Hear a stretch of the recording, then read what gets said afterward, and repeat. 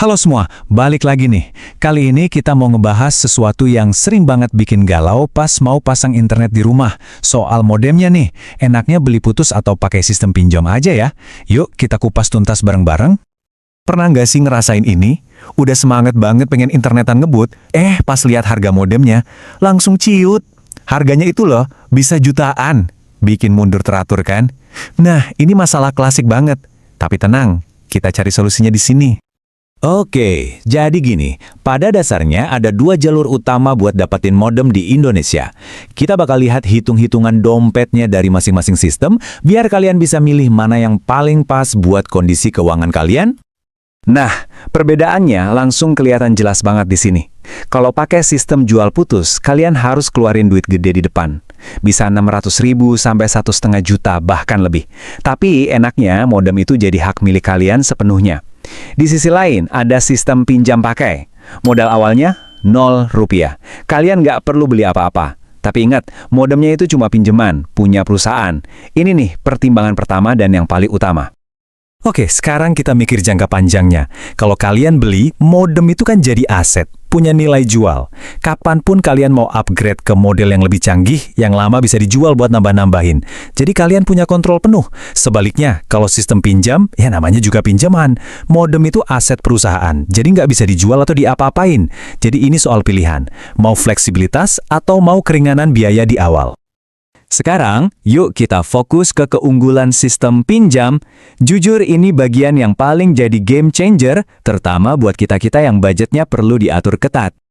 Dan ini dia angka ajaibnya, Rp0. Betul, kalian nggak salah dengar. Inilah yang ngeruntuhin tembok penghalang terbesar buat pasang internet. Biaya perangkat yang mahal itu lenyap. Pintu buat akses internet jadi kebuka jauh lebih lebar buat semua orang.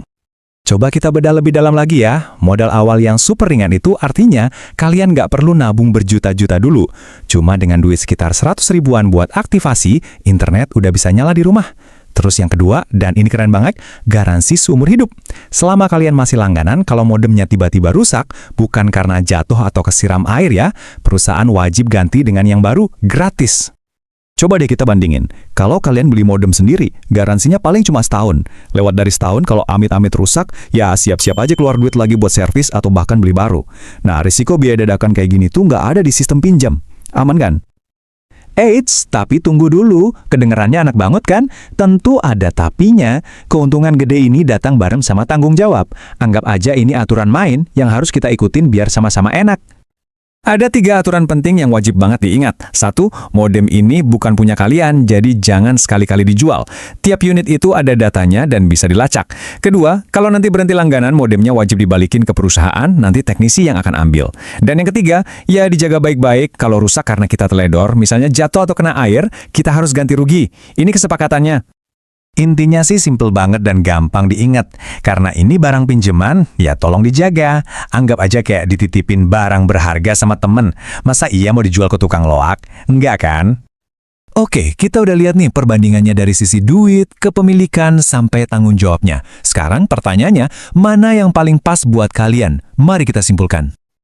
Kesimpulannya jelas banget sih. Kalau prioritas utama kalian itu neken biaya awal seminim mungkin, sistem pinjam itu juaranya, menang telak. Kalian nggak perlu lagi tuh nahan-nahan jajan atau sampai puasa cuma demi bisa beli modem. Hambatan finansialnya langsung hilang. Jadi pertanyaannya sekarang kembali ke diri kalian masing-masing. Setelah tahu semua plus minusnya, jalur mana yang paling nyambung sama gaya keuangan kalian? Apakah kalian tim investasi di awal demi kontrol penuh, atau tim modal minim yang penting online dulu?